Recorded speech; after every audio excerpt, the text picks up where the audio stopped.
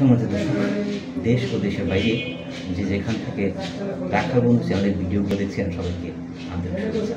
বন্ধুরা, আশা করি সবাই ভালো আছেন। তো আজ মূলত ভিন্ন একটি বিষয় নিয়ে আপনাদের সামনে উপস্থিত হওয়া, তা হলো ছাগলের কিছু অদ্ভুত বিষয়।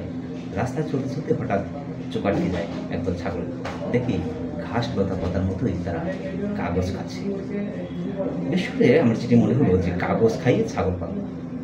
কথায় আছে, পেটের দায়ে বাঘে ধান খায় আর ছাগল সে কাগজ খায়। তো সাথে সাথে সেই দৃশ্যটি আমার পকেটে থাকা মোবাইল দিয়ে ধারণ করলাম, যেটি আপনাদের সামনে এখন উপস্থাপন করতে যাচ্ছি। তাহলে দর্শক বলে চলুন, কথা না বাড়িয়ে দৃশ্যটি দেখি।